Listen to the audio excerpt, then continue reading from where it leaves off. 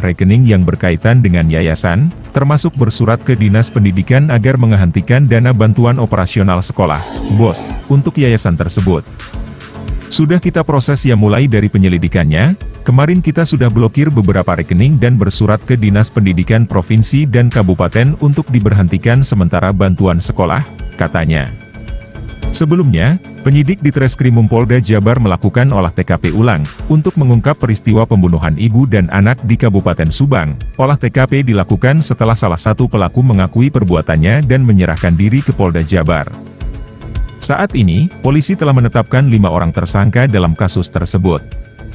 Kelimanya adalah suami korban Yosef, M. Pramdanu alias Danu keponakan korban, Mimin istri kedua Yosef serta Arigi dan Abi anak dari Mimin.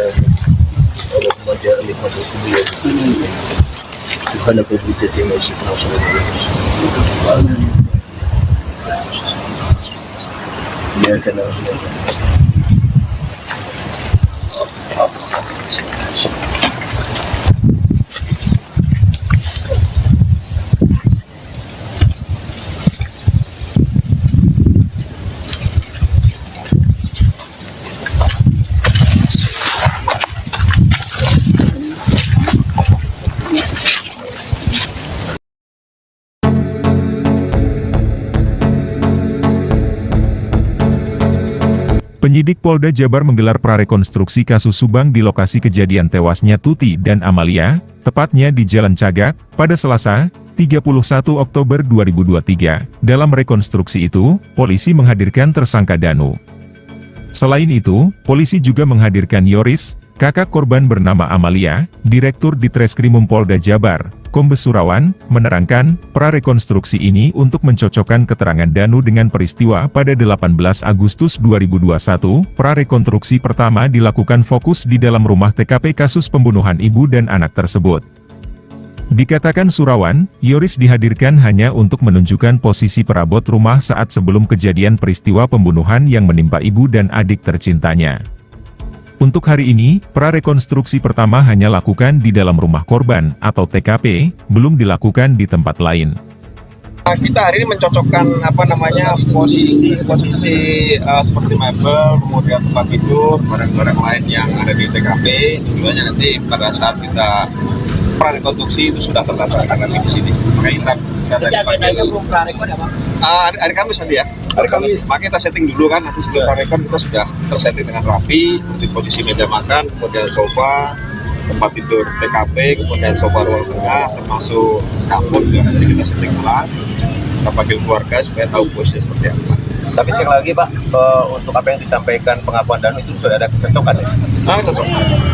Jadi kita sudah sesuaikan keterangan Danu, terus kemudian kita panggil sini untuk menunjukkan dengan posisi TKP.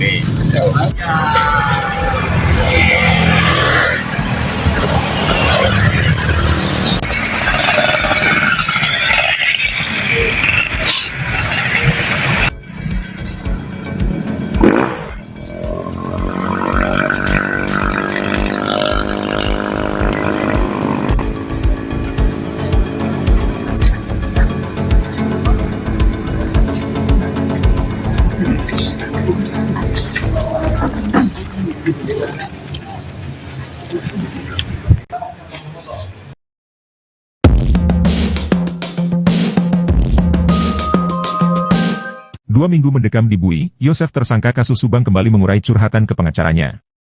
Cerita Yosef itu lantas diungkap ke publik oleh sang kuasa hukum, Rohman Hidayat.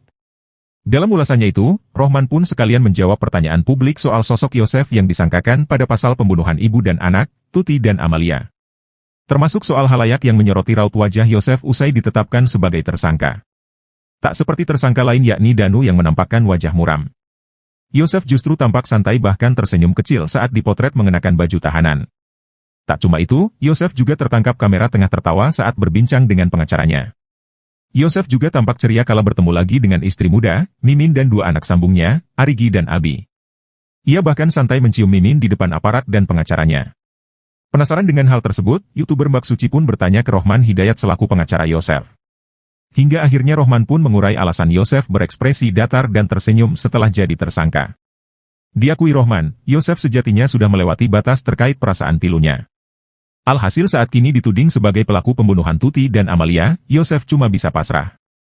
Terlebih 2 tahun lebih Yosef menanti kejelasan dalam kasus sadis yang menimpa istri dan anaknya itu.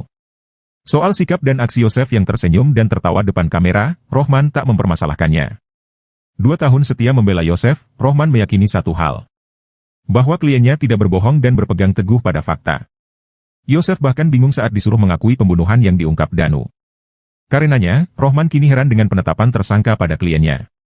Menurut Rohman, harusnya polisi mencari barang bukti terlebih dahulu baru menetapkan tersangka. Siap melawan Danu dan kepolisian di pengadilan, Rohman pun menyiapkan amunisi.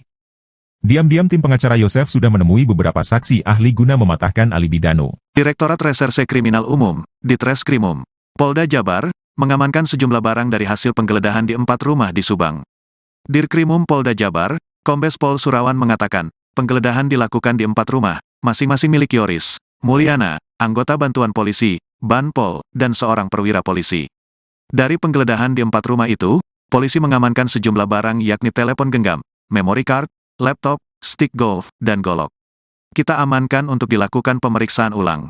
Kita cek dan uji swab ulang lagi manakala ada DNA korban di situ nanti, ujar Surawan, di Mapolda Jabar, Rabu, tanggal 1 November tahun 2023. Menurutnya, penggeledahan di rumah milik Yoris, Mulyana, anggota Banpol dan perwira polisi itu dilakukan lantaran keempatnya diduga sempat masuk ke dalam tempat kejadian perkara, TKP. Mereka itu orang-orang yang datang pada saat TKP awal. Jadi, mereka ada yang diperintahkan untuk membersihkan kamar mandi, kemudian mengambil barang-barang di sana termasuk juga mobil, katanya. Selain rumah mereka digeledah, kata dia, penyidik pun bakal memanggil untuk menjalani pemeriksaan sebagai saksi. Hari ini kita panggil mereka untuk kita lakukan pemeriksaan di Polda, ucapnya.